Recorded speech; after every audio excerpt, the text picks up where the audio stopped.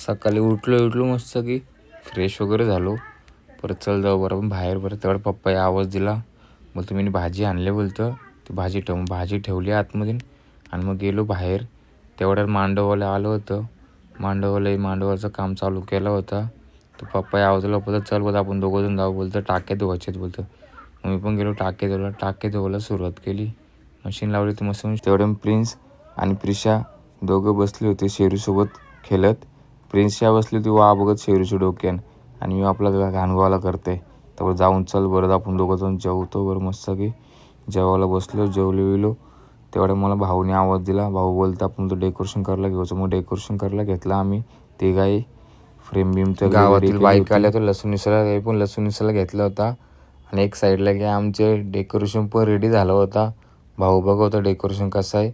लगे बाहेर आलो होतो बघतो तर मांडवाचं काम तर 100% संपलेलंच होतं. बरं चला बोलतो आपण जर झाला मांडवा एवढी. मग आम्ही निघालो 4 मुर्ती आणायला.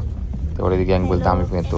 हॅलो गाईज, आमचा ब्लॉग येणार आहे, जरूर नक्की बघा. फॉलो करा, लाईक करो, फॉलो करो, लाईक सबस्क्राईब. मूर्ती गेला बाहेर थांबलो.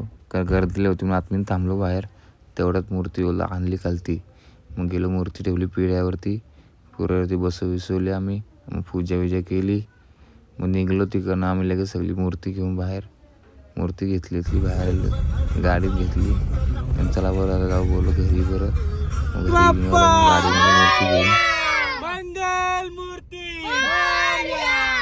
घरी पोचलो. ताईने आरती करून घेतली. लगे वहिनीने हळद कुंकू वावला, आरती वावली. मग मूर्ती आम्ही लगे घरात घेतली. मम्मी बोलतो घरात घे, बोलतो मूर्ती, बोलतो खाली ठेव लगेच बोलतं. मग मूर्ती खाली ठेवली. वहिनीने काना घालून घेतला होता अगोदरच. मग मूर्ती काढली, पप्पून लावून घेतले फटाके लगेच.